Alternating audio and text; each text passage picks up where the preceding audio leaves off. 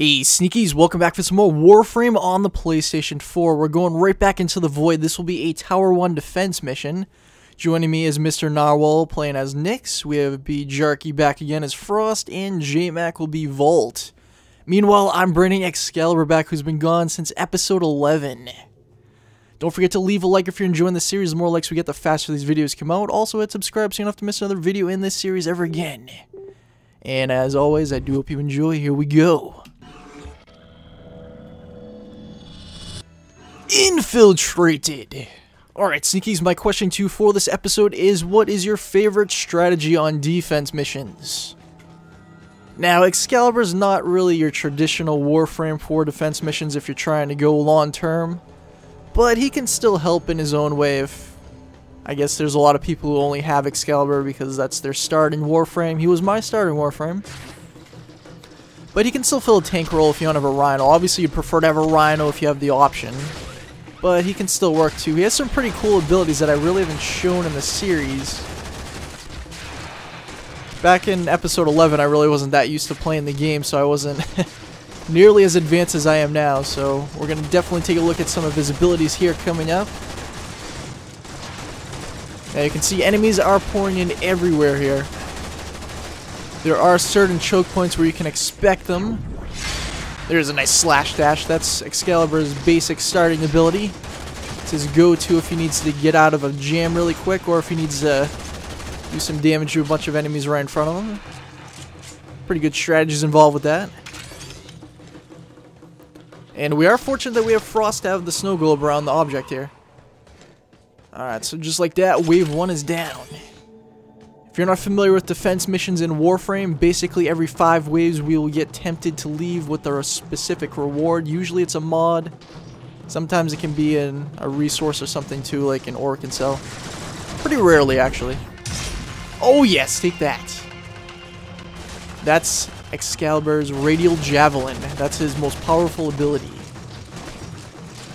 Very useful for taking down a group of enemies that are around him, but not as effective as something like Mag's Pull or anything like that, of course. Still quite effective.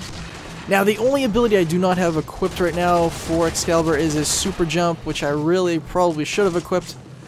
But, as you can see in the top right-hand corner, I just hit level 16, or rank 16, rather.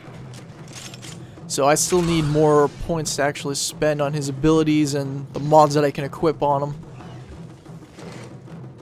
Now, I was previously told that Super Jump was a pretty useless ability for Excalibur, and Excalibur is actually generally considered the least favorite Warframe because he's well-rounded for beginner players to learn the game, but he doesn't really excel in any specific area because in a tank role you have Rhino who's better than him. In taking on multiple enemies at once, of course he has Radial Javelin that can help, and he also has an ability called the Radial Blind that's pretty useful too. But you have like Mag and Volt who are better at area of effect attacks, and then you have Loki, of course, who's better at the Trickster type of deal, which is the equivalent of his Radial Blind ability. Right. Come on, guys, come on.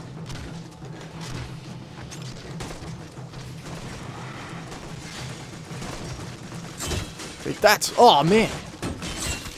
You jerk. Alright.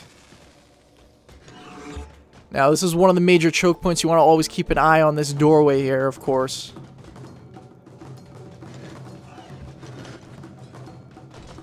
Come on, come on. Between waves is when you actually want to go around collecting all the mods and resources. You don't want to do it in the middle because a lot of times when that's happening, people tend to leave the defense point and then it gets completely neglected and the enemies get right in there and they take care of it very quickly. Alright, guys. There's another Radial Javelin, oh yeah. Defense missions are also really good for collecting mods and obviously resources too, but you can find a lot of resources in any void mission you do, but more specifically, just like the regular missions, you're going to find them more commonly in defense and survival missions. Let's go, guys. These missions are also good for collecting keys and other goodies like that you need to actually access the void missions. Sometimes we'll get actually offered a key if we decide to leave at a certain wave. Oh yes. So here we go, in wave 5, we're going to be offered a reward after we complete this wave. More than likely it's not going to be a very good one, but you never know.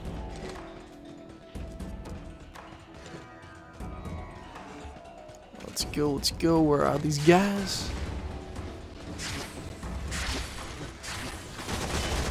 Alright, so I'm going to try to keep an eye on this doorway the best I can. Offer a little bit of backup support. Oh, we got... Damn it. Suicide bombed himself. Oh yeah, slash dash for the win.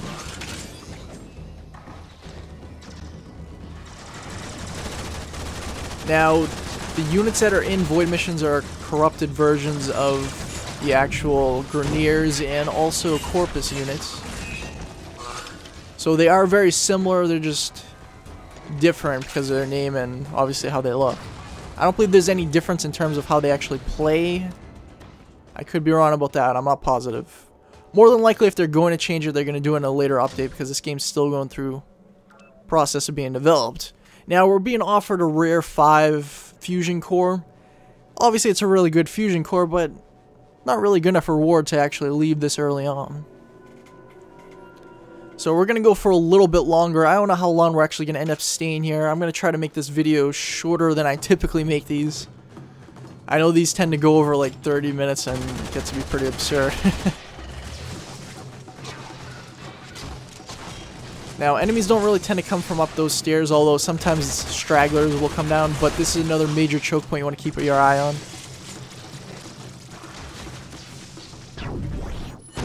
There's a radial blind, oh yes. Now that's very effective if you have a large group of enemies around you. Suddenly you're in a jam, all of a sudden you're back into it. So you can even combine that with other people's abilities. Oh yeah, take that. Excalibur actually wants to use his melee weapon pretty often too because obviously a lot of his abilities involve his melee weapon, and melee weapon tends to go hand in hand with being a tank role too. Now the funny thing is, even though most people, as far as I know, choose Excalibur to start out with, so I've seen far more of him in random games before than I have of Mag or Loki. You still tend to see a lot more rhinos appearing in games than Excalibur though, as you get further in. There are still people who will stick pretty heavily to Excalibur, but generally a lot of them seem to switch over to Rhino, which is the right decision to make, of course. And now that Rhino Prime's been added into the game, of course, a lot of people are trying to get him. It's also worth noting that there are specific prime weapons and prime... Oh yeah, radial javelin, that's how you clear a room out. There are prime weapons and prime actual warframes that you can only collect by playing void missions. The places where they actually specifically drop are actually specific areas. You're not going to find them in every possible variation of a void mission. Like, there are certain parts that will only drop on Tower 1 defense missions. I would put into the video exactly what it is, but it's kind of pointless because when the updates come out, they do tend to change some things around, so I don't want to give like information that's going to change possibly tomorrow for all I know.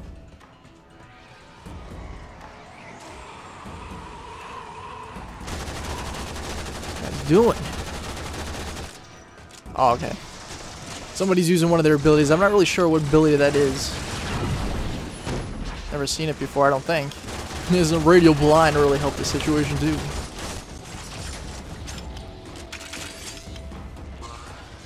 Usually what I prefer to do when I'm playing a defense mission is I take Volt along.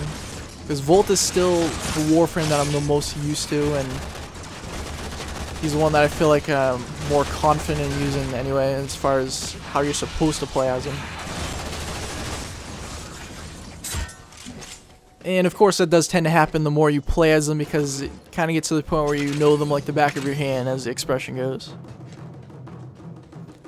Like if I played as Excalibur for a longer period of time, it'd probably be him, but Generally, you don't really stick with the starting Warframe because you get the more exciting ones that have different abilities and stuff that you couldn't possibly imagine when you originally started the game.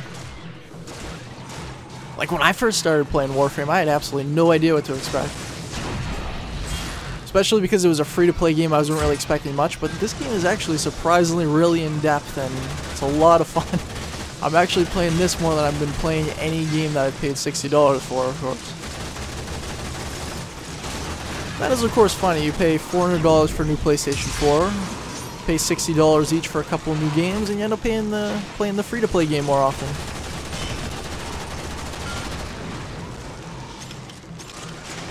It's definitely interesting seeing how free-to-play games are changing the scope of gaming. Like previously, before they were only like known for like lower quality games, but now they're getting higher quality nowadays. And I'm especially a big fan of the ones that are not forcing people to pay to play the game at a certain point in time. Like there's certain ones, you know, they like tempt you in with the free-to-play, but you get to a certain point where it's literally necessary to actually pay to continue playing. Warframe isn't really necessarily like that because the only instance of that is if you need more slots for different Warframes or weapons. But you always have the option of selling some of your Warframes, and if you don't want to do that, you can always go in the game and like find rare mods or prime pieces. You can go sell them in the trading menu. And people actually pay you platinum for them if it's something that they actually want. Oh, come on. Let me get this guy. Damn it, I want my Oxy. It's also really important, if you're playing a defense mission, don't wander away from the point. Every single time I play one of these defense missions, more specifically when I'm playing with a bunch of random people in like a public server, not with you sneakies. But people tend to run away from it and they just like go for the kills, you know, concentrate on the defense point, and then we end up losing it at a certain point. Granted, I probably should be sticking by it too, because we wouldn't fail if I was staying by it. Oh, Orcan Cell, we're not continuing anymore. We're taking the Orcan Cell. Damn it, Narwhal, cut it out. We're taking it, we're leaving. Usually you don't see an Orcan Cell offered as a reward there. It's usually pretty rare. Then again, it's pretty rare to come across an Orcan Cell, period.